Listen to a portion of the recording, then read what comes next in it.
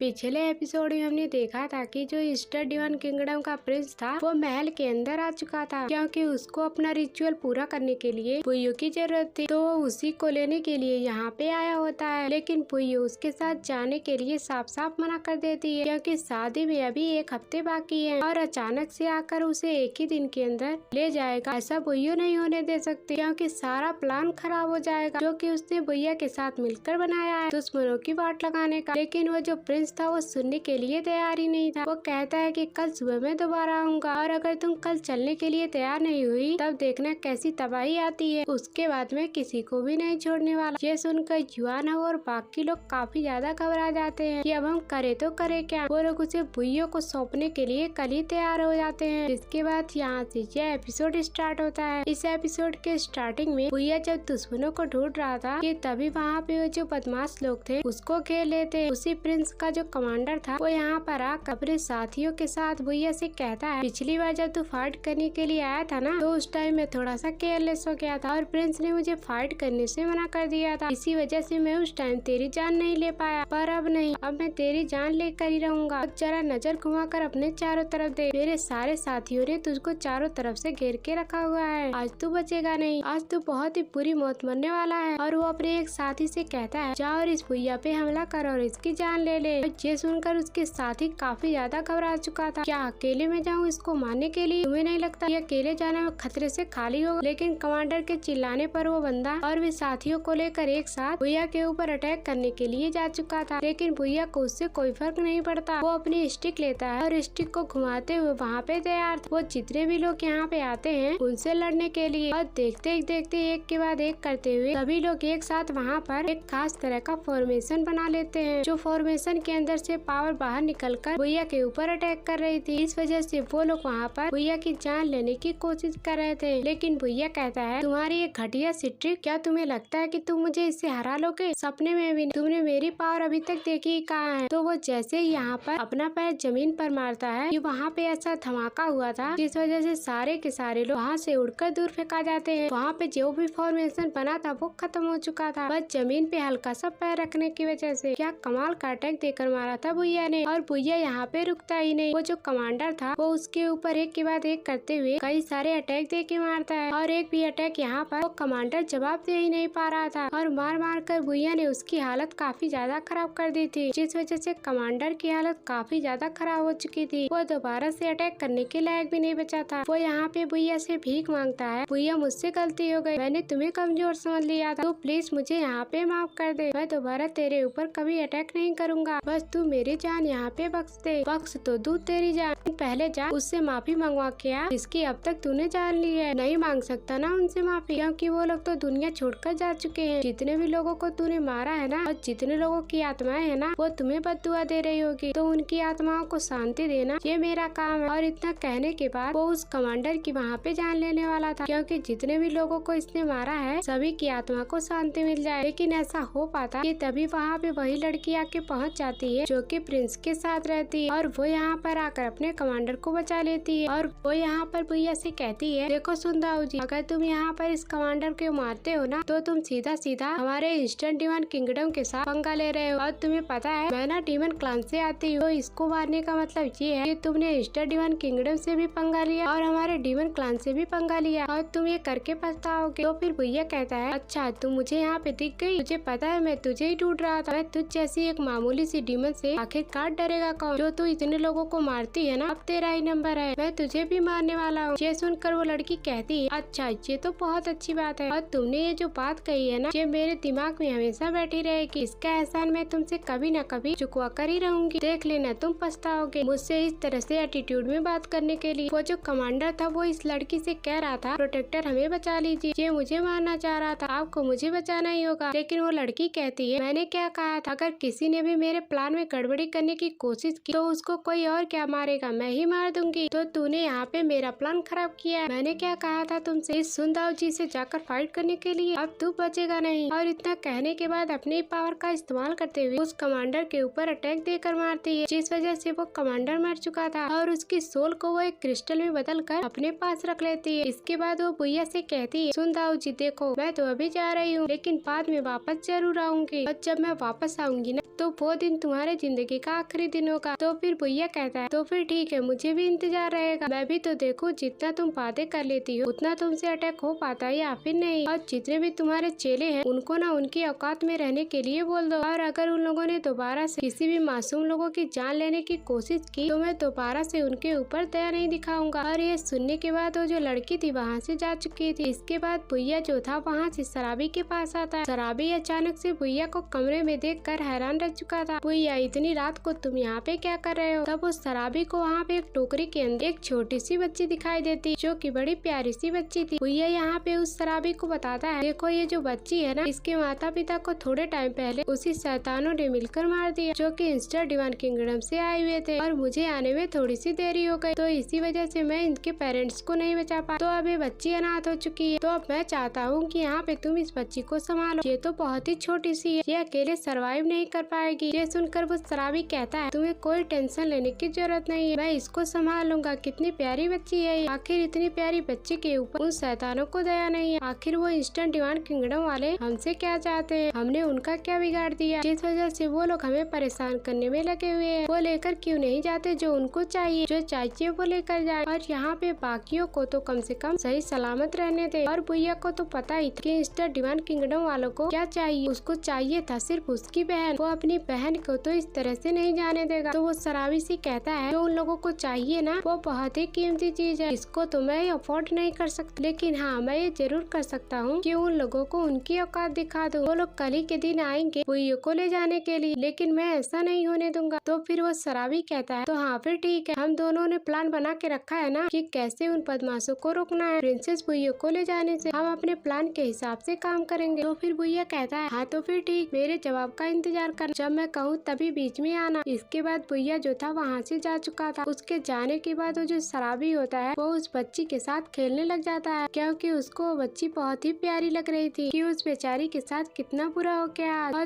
दूसरी तरफ हम उसी प्रिंस को देखते हैं जो उस लड़की को यहाँ पे मालिश करा और उससे कहता है क्या हमारे कमांडर को बचाने का कोई रास्ता नहीं है क्या? वो था तो एक बहुत ही घटिया आदमी, लेकिन कभी न कभी थोड़ा बहुत काम आ ही जाता था। तो फिर वो लड़की कहती है तुम्हें पता है अगर भैया ने उस कमांडर को मार दिया होता ना तो वो बच ही नहीं सकता था, लेकिन मैंने उसे अपने हाथों से जानबूझकर मारा ताकि अगर बाद में मुझे जरूरत पड़ती है तो मैं उसे बाद में दोबारा से जिंदा कर सकती हूँ अपनी डीमन टेक्निक की मदद से। भैया यहाँ पर उस कमांडर को ना मार दे इसीलिए मैं उसके बीच में आई और मैंने अपनी पावर की मदद से उसके साथ ऐसा किया क्योंकि मुझे लगता है कि आगे चलकर मुझे उसकी जरूरत पड़ सकती है। तो फिर प्रिंस जो होता है वो कहता है ये जो सारी की सारी चीजें हमारे साथ हो रही है ना वो सब सुन दाऊ जी की वजह से हो रही है, मैं उसको छोड़ूंगा नहीं, बस वो मेरे हाथ एक बार लग जाए मैं उसको ऐसा मारूंगा ना कि वो जिंदगी भर याद रखेगा। जिसके बाद वो लड़की कहती है वो जो सुन दाऊ जी है वो अभी बॉडी रिफाइनमेंट के सिर्फ 9th लेवल पे ही है, वो हमारे लिए उतना बड़ा खतरा नहीं है, हम उसको मार सकते हैं, लेकिन खतरा तब हो जाएगा जब जो उसका सेक्ट है उसको इसकी खबर लगेगी तो वो हमारे प्लान के बीच में जरूर आ सकते हैं। तो इसीलिए अभी थोड़ा सा शांति बनाए रखो। और जो हम रिचुअल करने वाले हैं ना वो रिचुअल पूरा हो जाता है तो हमारा इंस्टेंट डिवाइन किंगडम इतना ज्यादा पावरफुल हो जाएगा कि वो स्वर्ण सेक्ट भी हमारे सामने कुछ भी नहीं कर सकता।